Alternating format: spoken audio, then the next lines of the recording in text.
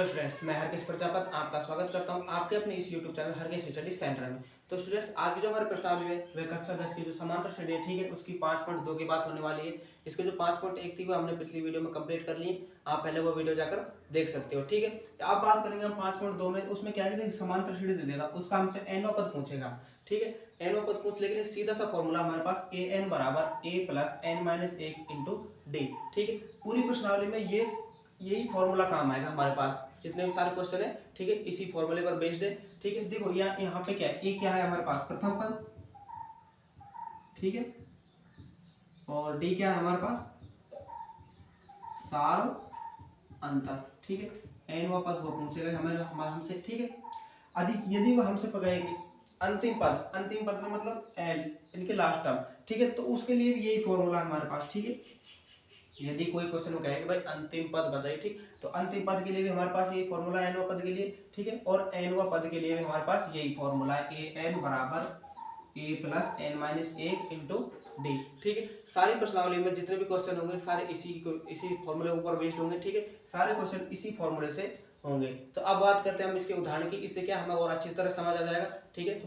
अब करते हैं इसका उदाहरण नंबर फर्स्ट। तो इसका उदाहरण नंबर थर्ड है, वह है कि एपी 2 7 12 का 10वां पद ज्ञात कीजिए, यानी कि हमको एनवां पद निकालना, ठीक है। देखो यहाँ पे आ गया 10वां पद, यानी कि एनवां पद, तो हमको क्या निकालना है, एनवां पद, यानी कि एन का मान हो गया, ठीक है।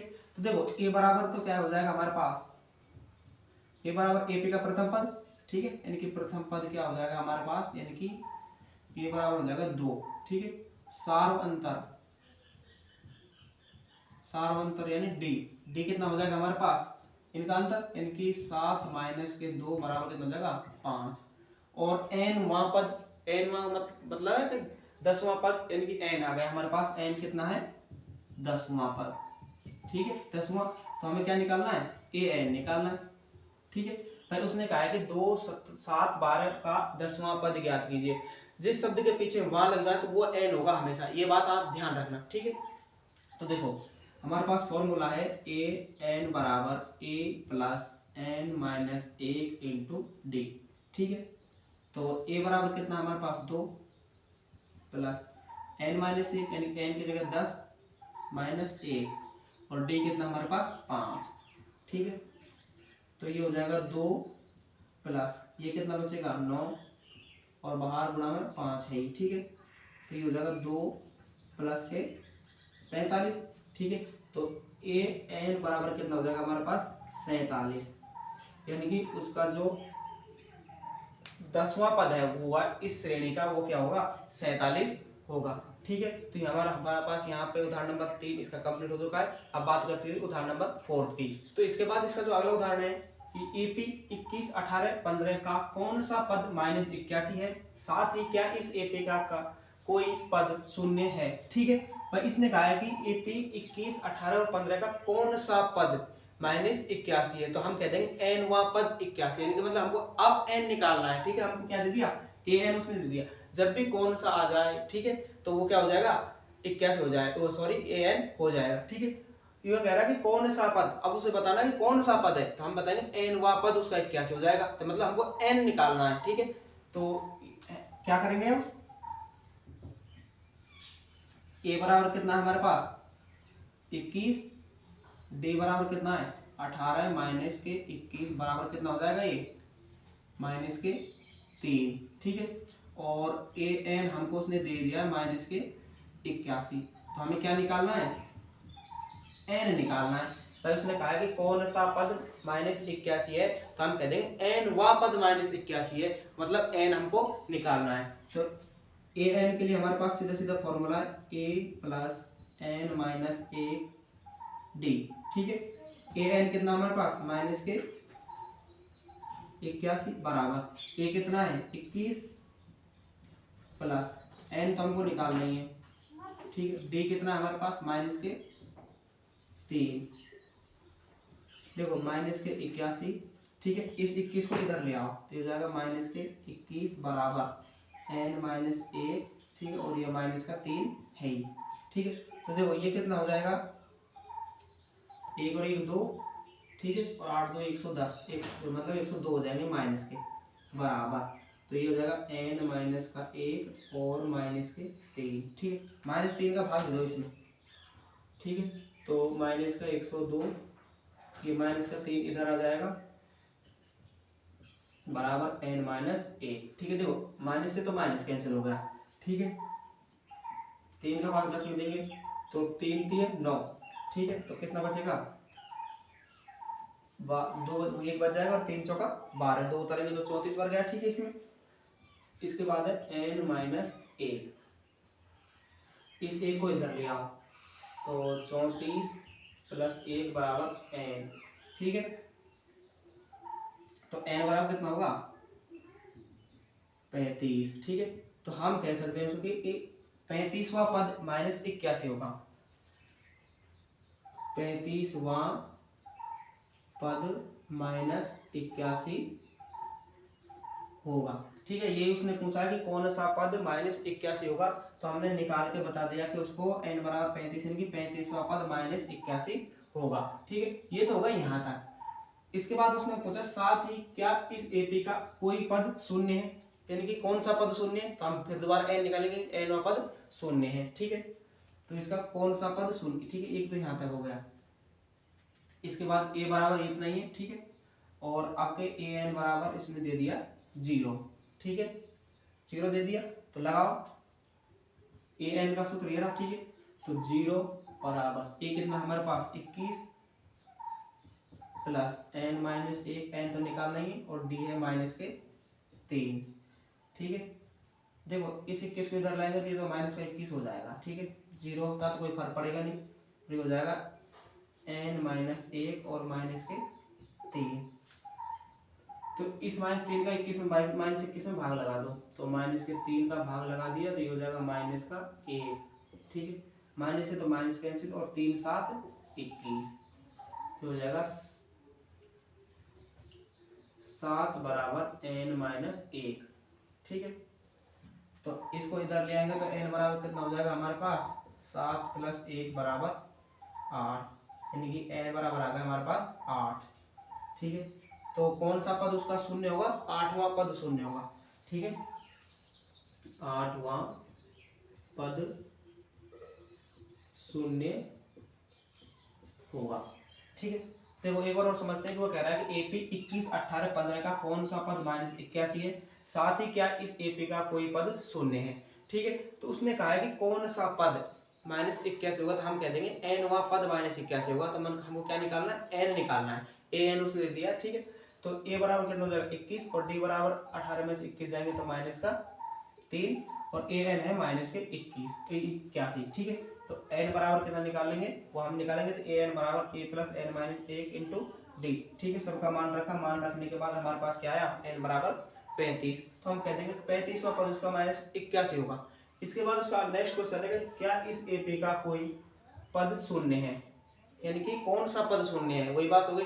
तो हम बता देंगे उसको n वां पद शून्य है, तो इसमें भी n निकालना है हमको, an बराबर इसके आपका 0 दे दिया, ठीक है। तो 0 बराबर 21 प्लस n माइनस 1 और इंटू डी कितना है माइनस के 3, ठीक है।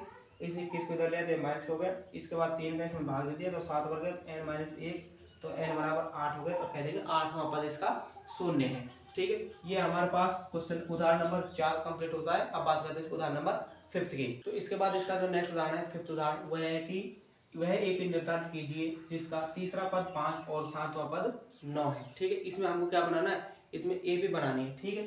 तो उसने हमको कुछ दिया है, जो चीज दी है, ठीक है। सबसे पहले तो वो लिखो क्या क्या दिया है कि वह एपी निर्धारित कीजिए जिसका तीसरा पद यानी कि ए3 कितना दिया उसने हमको 5, ठीक है। इसके बाद दिया 7वां पद यानी कि A7 बराबर 9, ठीक है। अब इनसे हमको क्या बनानी है, एपी बनानी है, ठीक है। देखो जब भी मैंने प्रश्नावली शुरू की थी तब उस दिन बताया था जो समांतर श्रेणी है उसका व्यापक रूप, ठीक है। कैसे लिखते हैं, देखो भाई पहला पद होता है a, दूसरा पद होता है a प्लस डी, तीसरा पद होता है a प्लस 3d, सॉरी है ना, ठीक है। और चौथा पद होता है a प्लस 3d, ठीक है। इस प्रकार a प्लस n d तक n पद तक, ठीक है। तो उसने कहा है कि a3 5 दे रखा है, यानी कि तीसरा पद 5 दे रखा है, तो हम a3 को कैसे लिखेंगे, यानी कि तीसरे पद को कैसे लिखेंगे, हम तीसरे पद को लिखेंगे 1 2 3 इस प्रकार लिखेंगे ना, यानी कि a प्लस 2d बराबर कितना दे रखा है 5, समीकरण नंबर 1। ठीक है भाई A3 को हम कैसे लिखेंगे a प्लस 2d बराबर 5। ठीक है A3 कैसे लिखेंगे इस प्रकार। A7 को कैसे लिखेंगे, A7 को लिखेंगे a प्लस 6d बराबर 9, समीकरण नंबर 2। ठीक है ये समीकरण बनाना आपको आना चाहिए। ठीक है तभी जाकर AP हो जाएगी कंप्लीट। ठीक है तो देखो हमने तीसरा पद कैसे लिखा a प्लस 2d बराबर 5 और सातवां पद लिखा हमने a प्लस 6d बराबर 9। ठीक है तो देखो अब हम क्या करेंगे, समीकरण 1 प्लस समीकरण 2 कर देंगे। ठीक है समीकरण 1 प्लस समीकरण 2 कर देंगे तो हमारे पास क्या आ जाएगा, a और d का मान आ जाएगा। ठीक है तो हमें a और d का मान निकालना है तो क्या करेंगे a प्लस 2d बराबर 5। ठीक है और a प्लस 6d बराबर 9। ठीक है अब हमने विलोपन विधि में अच्छी तरह पढ़ा है कि जब भी हम समीकरण को जोड़ते हैं तो जो नीचे वाले समीकरण होते हैं उसका क्या होता है, साइन चेंज हो जाते हैं, मतलब चिन्ह चेंज हो जाता है। तो ये तो हो जाएगा माइनस का, ये भी माइनस का और ये भी माइनस का। देखो प्लस का ही माइनस का ही कैंसिल। ठीक है प्लस का 2d और माइनस के 6d। ठीक है तो हो जाएगा माइनस के 4d। ठीक है माइनस के 9 में से प्लस के 5 गए तो कितना बच गए, माइनस के 4। ठीक है तो d बराबर कितना आ गया हमारे पास, माइनस के 4 बटे माइनस के 4। माइनस से तो माइनस कैंसिल और 4 से 4 कैंसिल एक बार, तो d बराबर आ गया हमारे पास 1। ठीक है तब d का मान समीकरण 1 या 2 में किसे में रख दो। ठीक है d का मान समीकरण 1 में रखने पर, समीकरण 1 में रखेंगे d का मान तो a प्लस 2 d की जगह 1 बराबर 5। ठीक है तो a प्लस 2 बराबर 5 तो a बराबर कितना आ जाएगा 5 माइनस के 2। ठीक है तो a बराबर आ जाएगा 3। ठीक है अब हमारे पास a भी है b भी। ठीक है अब हम क्या निकाल देंगे, इसकी श्रेणी बना देंगे। ठीक है तो a बराबर तो कितना है हमारे पास 5 3 आ गया और d बराबर कितना आ गया 1 आ गया। तो इसका पहला पद कितना हो जाएगा 3। ठीक है और अगला पद क्या हो जाएगा भाई, 3 में 1 जोड़ेंगे कितना हो जाएगा 4। ठीक है यानी कि इस सब पद में एक ही जोड़ चल रहा है तो इसका क्या अगला पद आ जाएगा क्योंकि एक कितना हमारे पास क्या है d है 1। ठीक है तो 4 में 1 जोड़ेंगे तो 5 और 5 में 1 जोड़ेंगे तो 6। ठीक है इस प्रकार हमारे पास AP आ जाएगी। तो ये हमारे पास AP बन गई। ठीक है एक बार और समझते, उसने कहा है कि वह AP निर्धारित कीजिए जिसका तीसरा पद 5 और सातवां पद 9 है। ठीक है तो देखो A3 बराबर 5 उसने दिया और A7 बराबर 9 उसने दिया। ठीक है अब A3 को हमको पता है कैसे लिखते हैं a प्लस 2d बराबर ठीक है 5 और F7 को कैसे लिखते हैं a प्लस 6d बराबर 9। ठीक है अब समीकरण 1 व 2 को जोड़ देंगे। ठीक है जोड़ने पर हमारे पास क्या आ जाएगा, d का मान आ जाएगा। d का मान आने पर हम समीकरण किसी में भी a का मान रख देंगे तो a का मान आ जाएगा। ठीक है जब a और d का मान आ गया तो हम फिर कैसी भी श्रेणी बना सकते हैं। ठीक है तो ये हमारे पास उदाहरण नंबर 5 कंप्लीट होता है। अब बात करते हैं इसका उदाहरण नंबर 6 की। इसके बाद इसका उदाहरण नंबर 6 है वह है कि क्या संख्याओं की सूची 5 11 17 23 का कोई पद 301 है, यदि है तो क्यों है। ठीक है इसमें हमको बताना है कि क्या इस AP का कोई पद 301 है। ठीक है कि हम कैसे बताएंगे कि भाई कोई पद 301 है तो हम n निकाल के बताएंगे कि भाई इसका nवां पद 301 है। ठीक है तो इसमें क्या क्या हमको दिया है, सबसे पहले वो निकालेंगे। a बराबर क्या है हमारे पास 5, d बराबर क्या हो जाएगा हमारे पास 11 माइनस 5 बराबर 6 और an बराबर दिया उसने 301। ठीक है ये उसने कहा है कि कोई पद 301 है तो कौन सा पद 301 है, n वा पद 301 है तो हमको क्या निकालना है, n निकालना है। तो n निकालना है। ठीक है तो an बराबर होता है हमारे पास a plus n minus 1 d। ठीक है an कितना दिया उसने 301 बराबर a कितना हमारे पास 5 प्लस n माइनस 1 यानी कि n तो निकाल देंगे और d कितना हमारे पास 6। ठीक है तो 301 माइनस 5 बराबर n माइनस 1 और यह 6। ठीक है 301 में 5 जाएंगे तो कितना बचेंगे 296। ठीक है बराबर n माइनस 1 6। ठीक है, इस 6 का इसमें भाग दे देंगे तो 9 ये हो जाएगा 296, ठीक है, और कितना का भाग देंगे 6 का बराबर n-1, ठीक है। तो देखो इस एक को इधर ले आओ, ठीक है, तो हो जाएगा 296 बटे 6 प्लस का 1 बराबर n, ठीक है। तो 6 इसका एलसीएम आ जाएगा, ठीक है, ये कितना 296 प्लस के 6, ठीक है, बराबर n। तो ये कितना हो जाएगा 6 6 12, ठीक है, 9 और 1 10, फिर 302 बटे 6 बराबर n, ठीक है। देखो अगर ये कट रहा है तो काट दो इसको, ठीक है।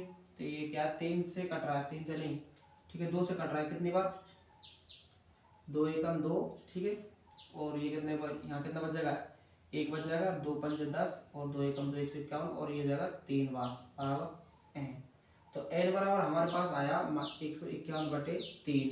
देखो एक बात याद रखना, n हमेशा पॉजिटिव धनात्मक पूर्णांक होता है, ठीक है, यानी कि धनात्मक पूर्णांक होता है, इसका मान हमेशा प्लस में आएगा और पूर्णांक में आएगा, मतलब बटे में संख्या नहीं आएगी। तो यहाँ n बराबर 151 बटे कितना आ रहा है, ये 3 आ रहा है, तो हम कह देंगे इसका कोई भी पद 301 नहीं है। क्यों नहीं है, क्योंकि n का कोई धनात्मक मान नहीं आया, ठीक है। इस सूची का कोई भी पद 301 नहीं है। क्यों नहीं है, क्योंकि n का मान पूर्णांक में नहीं है,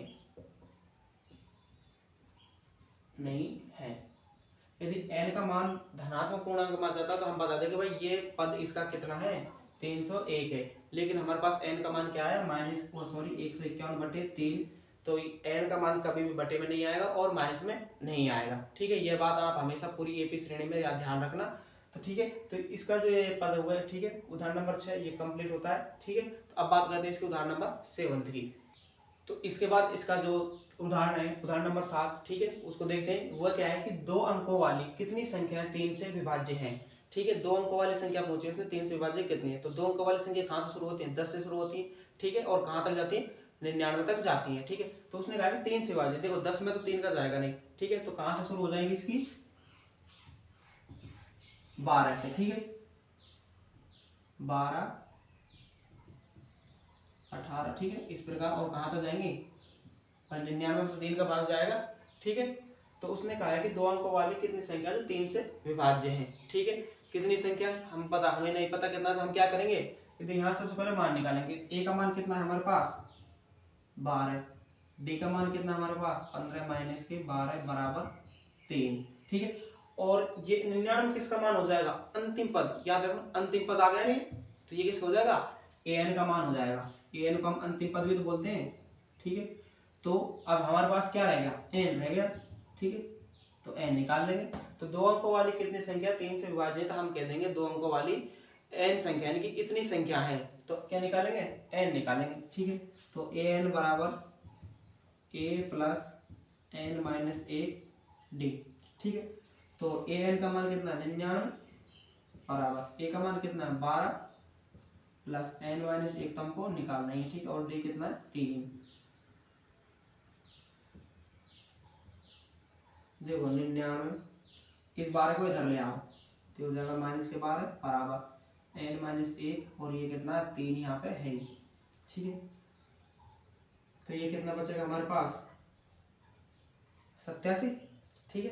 99 के 12 गए तो कितना बचेगा 87 और ये हो जाएगा n माइनस 1 3, ठीक है। अब 3 का भाग इसमें लगा दो 87 में, तो 87 बटे 3 बराबर n माइनस 1। 3 का भाग 87 में कितनी बार जाएगा 29 बार, 29 या 87, 29 बार कैंसिल हो जाएगा बराबर n माइनस 1, ठीक है। तो अब n बराबर निकाल लेते हैं,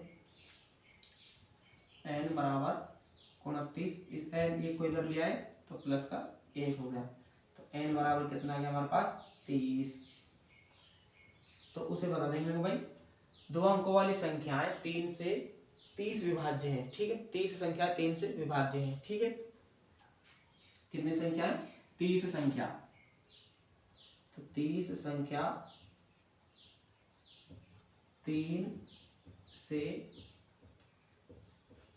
विभाज्य है, ठीक है। एक बार और देखते हैं कि वो कह रहा है कि 2 अंकों वाली कितनी संख्या 3 से विभाज्य है। तो 2 अंकों वाली देखो कहाँ शुरू होती है, 10 से शुरू होती है और 99 तक खत्म होती है, ठीक है। तो देखो 10 में तो जाएगा नहीं, 11 में नहीं जाएगा, अब जाएगा 12 में, तो ठीक है। तो 12 शुरू करते हैं, 12, 15, 18, ठीक है। इस प्रकार चलते चलते 99 तक जाएगा, ठीक है। 99 3 का भाग जाएगा, ठीक है। तो यहाँ से हम क्या निकालेंगे, ए का मान निकालेंगे, डी का मान निकालेंगे। अब बात करते हैं ए एन और एन की। तो देखो अंतिम पद उसने दिया, अंतिम पद क्या होता है, ए एन होता है, ठीक है। तो ए एन बराबर 99 हो गया, ठीक है। तो बचा क्या हमारे पास, एन बच गया, ठीक है। तो हम ए एन के सूत्र से एन निकाल लेंगे, ठीक है। ए एन बराबर a plus n minus 1 into d, ठीक है। ए एन का मान हमारे पास 99 बराबर ए का मान 12 प्लस एन माइनस 1, ये तो हमको एन तो निकाल लेंगे, ठीक है। तो डी हमारे पास 3 है, ठीक है। कैलकुलेशन करने के बाद हमारे पास एन बराबर कितना आया, 30 आया। तो हम बता देंगे भाई 30 संख्याएं 2 तक, 2 से मतलब 2 अंकों वाली संख्या कितनी है, 30 संख्याएं जो 3 से विभाज्य है, ठीक है। ये उदाहरण नंबर 7 इसका कंप्लीट होता है। अब बात करते हैं इस उदाहरण नंबर 8 की। तो इसके बाद इसका जो नेक्स्ट उदाहरण है कि AP 10 7 4 माइनस 62 का अंतिम पद से प्रथम पद की ओर 11वां पद ज्ञात कीजिए, ठीक है। देखो ये उदाहरण सब उदाहरण से अलग है, ठीक है। देखो पहले तो हम क्या करते थे, AP से हम चलते थे इधर से, ठीक है, यहाँ से चलते थे लास्ट तक, ठीक है। इसके बाद अब देखो ये कह रहा है अंतिम पद से चल रहा है, मतलब यहाँ से चल रहा है, मतलब प्रथम पद की ओर। हम पहले प्रथम पद से अंतिम पद की चलते थे, ठीक है। लेकिन इसने कहा है कि प्रथम पद की ओर यानी कि अंतिम पद से इधर की ओर चलना है, तो उसके बाद 11वां पद ज्ञात कीजिए। भाई अगर हम ऐसे चलते सीधे सीधे तो हम उसको बता, तो हम क्या करते यहीं से सीधा मान निकाल लेते 11वां पद। इसने कहा है कि अंतिम पद से, मतलब अब ये रिवर्स साइड चल रहा है, उल्टा, ठीक है। तो हम क्या करेंगे, इस एपी को उल्टा कर देंगे, ठीक है। इससे क्या अच्छी तरह समझ आ जाएगा कि भाई इस एपी को क्या कर देंगे, उल्टा कर देंगे, ठीक है। भाई ये अब ये सीधी है, तो हम क्या करेंगे, जब अब यदि सीधी होती है तो 11वां पद तब तो हम निकाल देते, लेकिन इसने कहा है कि इसका अंतिम पद से, मतलब यहाँ से शुरू करो और यहाँ तक, तो प्रथम पद की ओर जाना है, ठीक है। तो उसको हमको हल करना, ठीक। तो हम क्या करेंगे, जो हमारे एपी दी है 10 7 4 माइनस के 62, ठीक है, इसको हम उल्टा कर देंगे, ठीक है। उल्टा कर देंगे मतलब इस माइनस 62 को इधर ले आएंगे, ठीक है। और ये हो जाएगा 4 7 10, ठीक है, यहाँ तक ले आएंगे। अब हमारे पास, अब हम इसको सीधा कर सकते हैं क्योंकि अब हम यहाँ से चल रहे हैं, तो ये तो हमको आता है अच्छी तरह से, ठीक है। तो अब देखो इसका प्रथम पद क्या हो जाएगा, ए बराबर हो जाएगा माइनस के 62 और डी बराबर क्या हो जाएगा भाई, इनमें से घटा देंगे कितना हो जाएगा, 7 माइनस के 4 बराबर 3, ठीक है। और कितना पूछा उसने, 11वां पद पूछा है, तो 11वां एन बराबर 11, ठीक है। तो हम क्या निकालेंगे, अब इसका ए एन निकाल लेंगे। ए एन बराबर क्या होता है, a plus n minus 1 into d. तो ए एन बराबर ए कितना है, माइनस के 62 प्लस 11 माइनस 1 और डी कितना है 3, ठीक है। तो माइनस के तो 62 प्लस के 10 और ये हो जाएगा 3, ठीक है। तो माइनस के 62 प्लस के 30, ठीक है। तो ए एन बराबर कितना आएगा, माइनस के 32, ठीक है। तो भाई कह देगा भाई ए एन बराबर कौन सा है, इसका एन वां पद माइनस के 32 है, ठीक है। इसको देखो एक बार और समझते हैं। देखो एपी 10 7 4 माइनस 62 का अंतिम पद से प्रथम पद की ओर 11वां पद ज्ञात कीजिए, ठीक है। यदि वह ऐसा ना कहकर सीधा कहता 10 7 4 का 11वां पद ज्ञात कीजिए, ठीक है, तो हम सीधा सीधा उसको ऐसे ही कर देते। लेकिन इसने कहा अंतिम पद से, मतलब यहाँ से शुरू कर रहा है वो एपी को और यहाँ खत्म कर रहा है, ठीक है। तो हम क्या करेंगे, इस एपी को उल्टा कर देंगे। उल्टा का मतलब इसको इधर ले आएंगे, इनको इधर ले जाएंगे। इसको उल्टा करेंगे तो माइनस का 62, ये 4 7 और 10 ये उल्टे हो जाएंगे, ठीक है। तो अब हमारे पास ये एपी बन गई सीधी सीधी, जो हमने अब तक पढ़ते आए हैं, ठीक है, यानी कि प्रथम पद से अंतिम पद की ओर, ठीक है। तो अब ए बराबर तो कितना होगा, माइनस का 62, डी बराबर ये भाई सारों तक समान होगा सब में, तो ये यहाँ से घटा देंगे, 7 माइनस 4 बराबर 3 और एन बराबर उसने दे रखा है एन वां पद यानी कि 11वां पद, ठीक है। तो हम क्या करेंगे, ए एन निकाल लेंगे, ए एन निकालेंगे तो ए एन बराबर माइनस के 32 हो जाएगा। तो हम कह देंगे उसके कि माइनस 32वां पद यानी कि माइनस जो 32 है वो 11वां पद होगा, 11वां पद कितना हो जाएगा उसका, माइनस के 32। ठीक है, तो यहाँ पर हमारा 8वां उदाहरण समाप्त होता है। अब बात करते हैं इसके उदाहरण नंबर 9 की। तो इसके बाद इसका 9वां उदाहरण है कि ₹1000 की एक धनराशि 8% वार्षिक साधारण ब्याज पर निवेश की जाती है। प्रत्येक वर्ष के अंत में ब्याज परिकलित कीजिए। क्या ये ब्याज एक एपी बनाते हैं? यदि ऐसा है तो इस तथ्य का प्रयोग करते हुए 30 वर्षों के अंत में ब्याज परिकलित कीजिए। ठीक है, भाई कोई क्या है, 1000 रुपये को धनराशि को निवेश कर रहा है, इन्वेस्ट कर रहा है, कितने दर से, 8% वार्षिक दर से, साधारण ब्याज पे। ठीक है, तो उसके बाद में हमें बताना है कि ये एपी बनाते हैं। ठीक है, मतलब 30 वर्षों तक, वही भाई पूछ रहा बाद में 30 वर्षों तक के अंत में ब्याज परिकलित कीजिए। यदि एपी बनाते हैं तो एपी का प्रयोग करते हुए, ना कि साधारण ब्याज का फॉर्मूला यूज करते हुए। ठीक है, तो सबसे पहले क्या करते हैं, हम इसका साधारण ब्याज निकालेंगे। ठीक है, देखो मूलधन तो दे रखा उसने, कितना है, 1000 रुपये।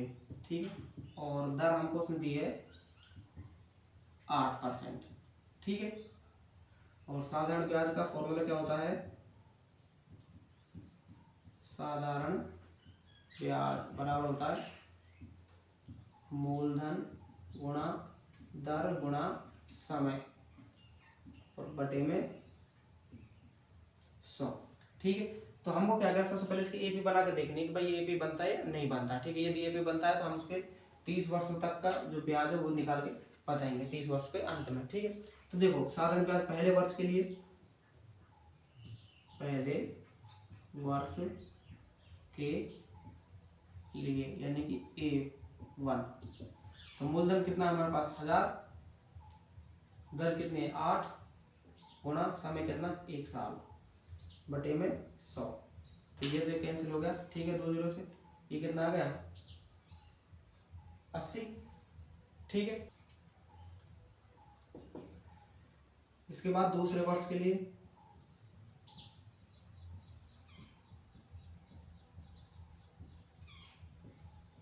यानी कि A2, दूसरे वर्ष के लिए ब्याज निकालेंगे तो वही 1000 गुणा में 8 गुणा 2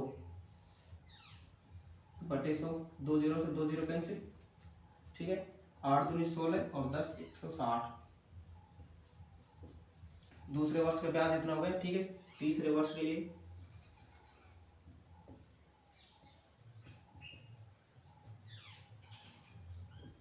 यानी कि A3।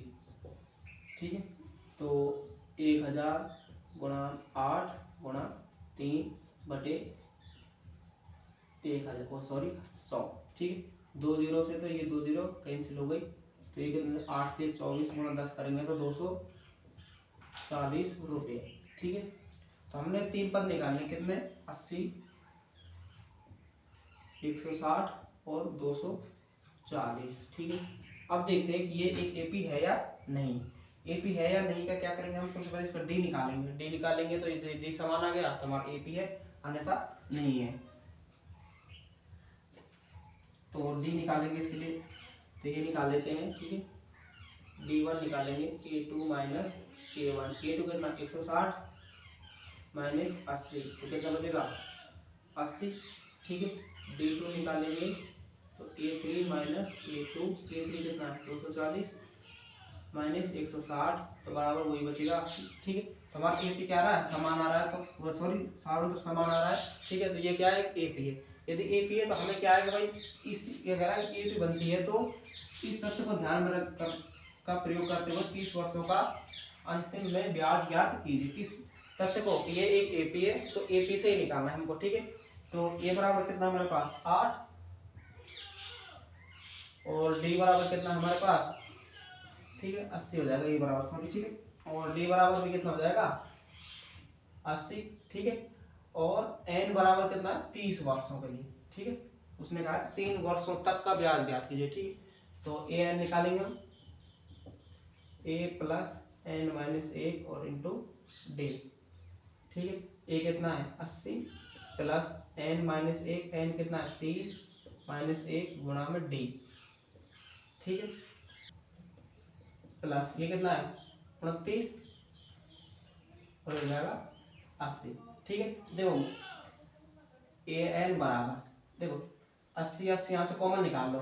ठीक है, तो ये क्या हो जाएगा, एक यहाँ बच जाएगा, प्लस के 29 यहाँ हो जाएगा। ठीक है, गुणा करने की जरूरत है ही नहीं। ठीक है, तो ए एन बराबर तो ये हो जाएगा 80 और ये कितना बचेगा 30 हो जाएगा। ठीक है, तो ए एन बराबर कितना हो जाएगा 8 3 24 और 2 0 रुपये, यानी कि जो 30 वर्ष में उसका ब्याज होगा वो कितना होगा 2400 रुपये। ठीक है, तो एक बार और देखते हैं कि उसने कहा है कि रुपये 1000 की धनराशि 8% वार्षिक दर साधारण ब्याज पर निवेश की जाती है। ठीक है, प्रत्येक वर्ष के अंत में ब्याज परिकलित कीजिए, क्या ये ब्याज एक एबी बनाते हैं? यदि ऐसा है तो इस तथ्य का प्रयोग करते हुए 30 वर्षों के अंत में ब्याज परिकलित कीजिए। ठीक है, तो देखो सबसे पहले तो हमें देखो मूलधन दे रखा है 1000 रुपये। ठीक है, दर दे रखी 8% दर से। ठीक है, तो सबसे पहले हम देखते हैं कि ये ब्याज जो ए बी बनाता है या नहीं बनाता। ठीक है, तो हमने पहले वर्ष के लिए निकाला 80 रुपये, दूसरे वर्ष के निकाले 160 और तीसरे वर्ष के लिए निकाला हमने 240। ठीक है, तो हमारे पास 80 160 240 ये बन गई एपी। ठीक है, एपी बन गई, तो हमने देखा ये एपी बनेगी या नहीं, तो उसके लिए डी निकाला, डी हमारे पास समान आ गया, तो ये एपी हो गई। ठीक है, अब ये कह रहा है कि यदि एपी बनाते हैं तो इस तथ्य को ध्यान में रखते हुए या इस तथ्य का प्रयोग करते हुए 30 वर्षों के अंत में ब्याज परिकलित कीजिए। तो हमारा देखो ए बराबर कितना है 80 हो गया, डी बराबर भी 80 हो जाएगा। ठीक है, और एन बराबर कितना है 30 वर्षों तक। 30 वर्षों तक हमने क्या निकाला था ब्याज निकाला था, तो ए एन बराबर a plus n minus 1 Guna D. ठीक है, तो ए का मान 80 प्लस एन का मान 30 माइनस 1 गुना 80। ठीक है, 80 प्लस 30 में से 1 गया तो 29 और ये 30 है, 80 ये हो जाएगा। ठीक है, तो 80 यहाँ से कॉमन निकालना। ठीक है, तो सीधे सीधे हो जाएगा 80 का कॉमन है, एक यहाँ बच गया, 29 यहाँ बच गया। ठीक है, तो 80 और ये कितना हो जाएगा 30, तो 80 गुना 30 करेंगे तो 2400 रुपये। ठीक है, तो उसके जो 30 वर्षों तक का ब्याज है वो कितना है 2400 रुपये। ठीक है, तो ये उदाहरण नंबर 9 यहाँ होता है कंप्लीट। ठीक है, अब बात करते हैं इसको उदाहरण नंबर 10 की। तो इसके बाद इसका जो लास्ट उदाहरण है उदाहरण नंबर 10। ठीक है, वो क्या है कि फूलों की एक क्यारी की एक पहली पंक्ति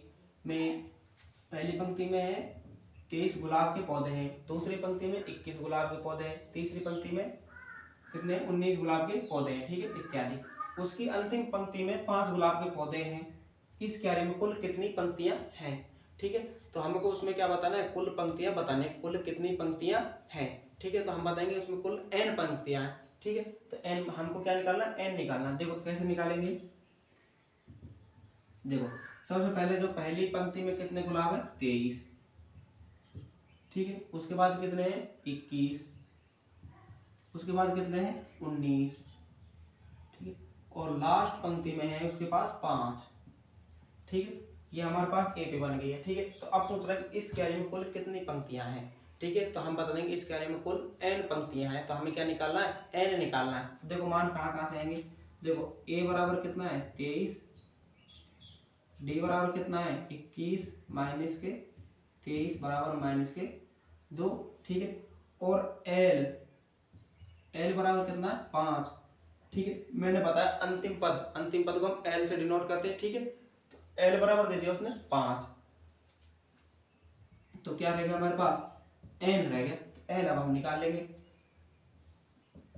तो अंतिम पद के लिए फॉर्मूला l बराबर a plus n minus 1 into d. ठीक है, ए एन और एल के लिए सीधा यही फॉर्मूला। ठीक है, अंतिम पद के लिए और एनो पद के लिए ये फॉर्मूला। ठीक है, तो एल बराबर उसने हमको दे रखा है 5 बराबर ए बराबर कितना है 23 प्लस एन माइनस 1, ये तो एन तो निकाल लेंगे, और डी कितना माइनस के 2। देखो 5 इसको इधर लिया तो माइनस के 23 बराबर एन माइनस 1 और ये माइनस के 2। ठीक है, ये कितना बच जाएगा माइनस के 18 बराबर एन माइनस 1 और माइनस के 2 ये है ही।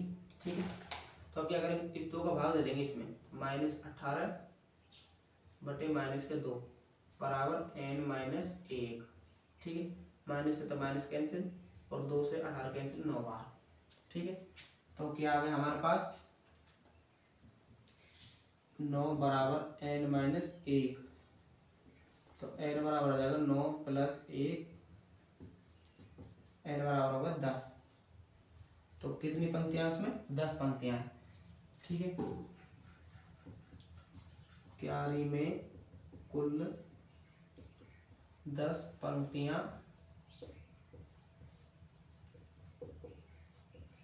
हैं। ठीक है, एक बार और समझते हैं कि फूलों की एक क्यारी की पहली पंक्ति में 23 गुलाब है के पौधे हैं, दूसरी पंक्ति में 21 गुलाब के पौधे हैं, तीसरी पंक्ति में 19 गुलाब के पौधे। ठीक है, इत्यादि। उसकी अंतिम पंक्ति में 5 गुलाब के पौधे हैं। इस क्यारी में कुल कितनी पंक्तियां हैं। ठीक है। देखो पहली में 23, दूसरी में 21, तीसरी में 19 और लास्ट चलते चलते कितना आ गए 5 गुलाब। ठीक है। तो अब उसने कहा इस क्यारी में कुल कितनी पंक्तियां हैं, कितनी, ठीक है। तो हम कहेंगे इस क्यारी में कुल n पंक्तियां हैं। ठीक है। तो हम कह देंगे इसमें n पंक्तियां हैं तो n निकालना है। देखो मान क्या है, a बराबर 30, d बराबर a2 माइनस a1 तो कितना -2 और अंतिम पद उसने दे रखा है l दे रखा है 5, तो बच गया क्या n बार n, तो n बराबर हमको निकालना। n बराबर क्या होता है a plus n minus a into d. ठीक है। सब का मान रखा, मान रखने के बाद हमारे पास n बराबर कितना गया 10 आ गए। ठीक है। तो क्यारे में कुल कितनी पंक्तियां थी 10 पंक्तियां थी। ठीक है। तो यहाँ पर हमारी जो कक्षा 10 की समांतर श्रेणी के जो 5.2 के उदाहरण थे, ठीक है, वो कंप्लीट होते। यदि आपको कोई भी सवाल समझ नहीं आया हो, ठीक है, तो आप हमें कमेंट करके बता सकते हैं। तो मिलते हैं नेक्स्ट वीडियो में, तब तक के लिए थैंक यू।